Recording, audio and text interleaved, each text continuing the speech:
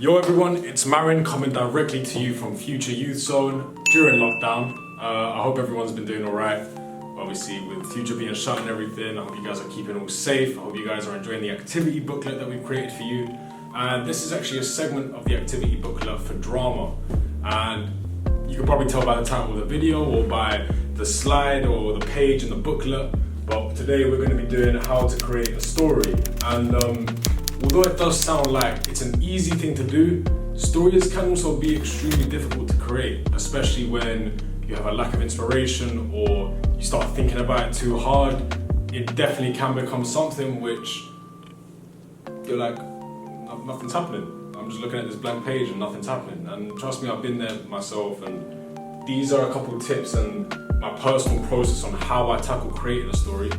And if you do take anything from these tips, just make sure that you have a lot of fun while you're doing it. But yeah, let's just get into it straight away. So the first part of creating a story is actually coming up with an idea. Now, ideas can be separated into two segments, one being the theme and one being the genre.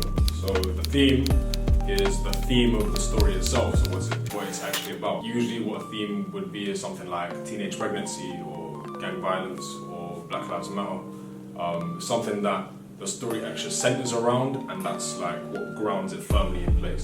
And then genre can be the type of story it is. So is it sci-fi, is it thriller, is it a comedy, is it a horror, novel or script, anything like that. The most important thing with ideas is letting them come to you naturally, because if you try and force an idea out, a lot of the time it's not going to be what you really want, and it's not going to be true to yourself and actually coming from the heart, because if it's not coming from the heart, a lot of the time in my experience, the story kind of never gets told.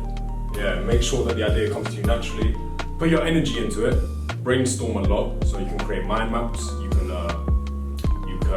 read your own books. That's actually one of the tips, is to read a lot.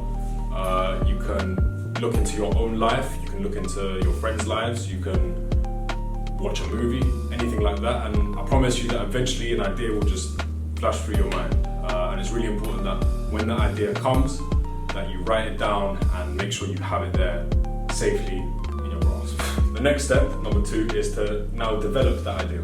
So an idea is all good, but it's not a story. It's important now to actually develop that into something that can be categorized as a story.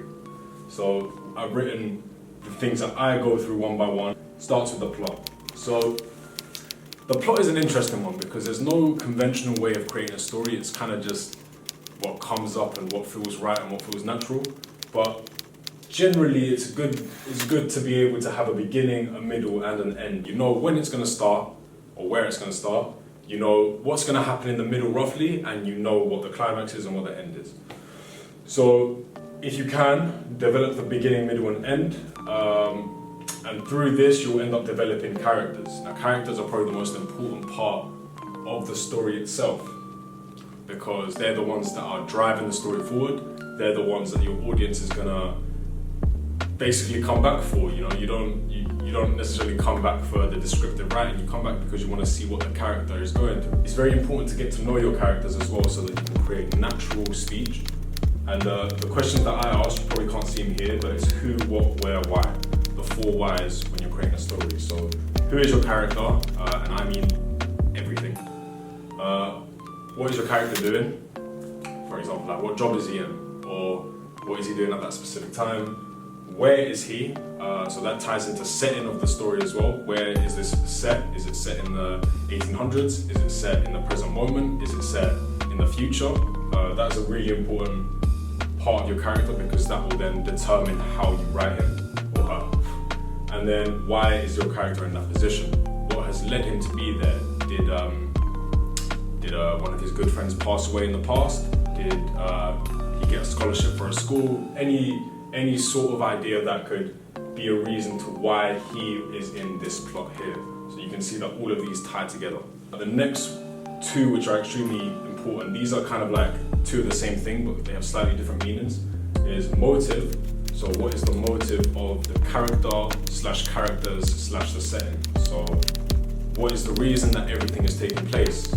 For example, maybe let's say the world goes into an apocalypse, like a zombie apocalypse type thing, and the motive for the characters is to find a cure. There you go. So, conflict. Motive and conflict go hand in hand. So wherever there is a motive, there's always a conflict. So while they're trying to create this antivirus, or while they're trying to find this solution, the conflict could be that someone's trying to stop them, for example. So it's important to have these two part of your characters and part of your plot, because that will tie into a more complete and more engaging story as you go along. So there's a plot, the characters are in this plot, which makes the plot interesting. The characters have a motive, but the characters have to face a conflict, making this all interesting. And obviously, as you're writing the story, there will be twists and turns and suspense and cool endings and backstabbings and this and that. And that will definitely create a more fleshed out story. So number 3 is to now bring this idea slash plot slash everything else to life. And my first thing is to just start writing. It can be really daunting looking at a blank page, whether this is for a script or for a creative writing piece, but it's a lot easier when you have something to work with. So you don't even have to start at the start. You don't even have to start at the beginning. You could start at the end if you wanted to, but it's important to just continuously write and get something on that page.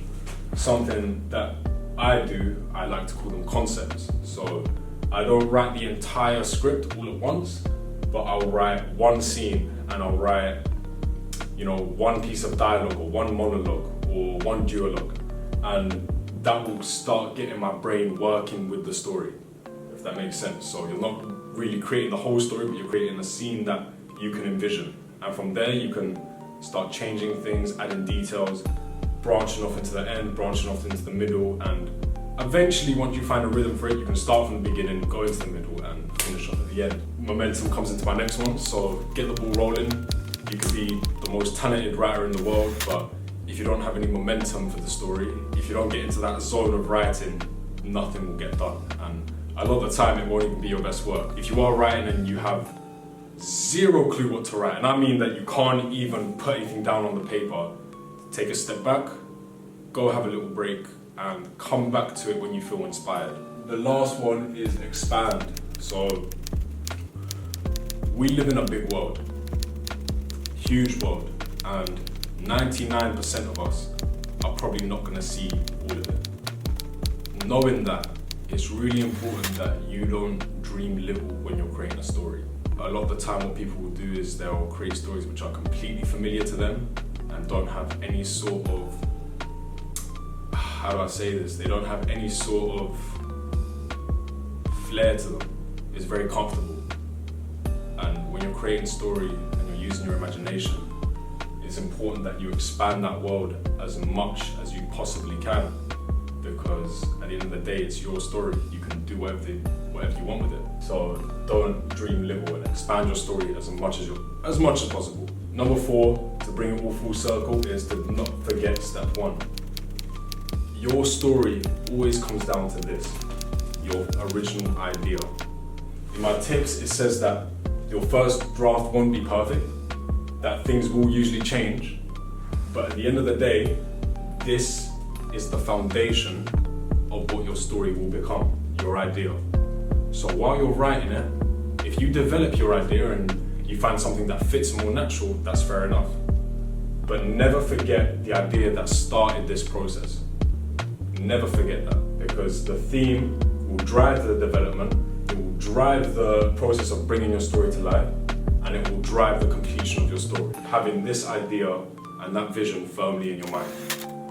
And yeah, literally, if you follow these steps, hopefully you can come up with something, and hopefully you can enjoy doing it as well. That is probably the most important thing, to just enjoy the process and just have a little fun with it. Don't worry too much if you think that your story is rubbish, or if you don't believe that you're doing it justice. Don't worry about that too much, because in my experience, my vast experience, if a story is worth telling, then you'll tell it. So yeah, I think that's me. Thank you so much for watching. I hope you guys had fun and enjoyed the video, and I hope you guys enjoyed the rest of the booklet, and stay safe. Peace.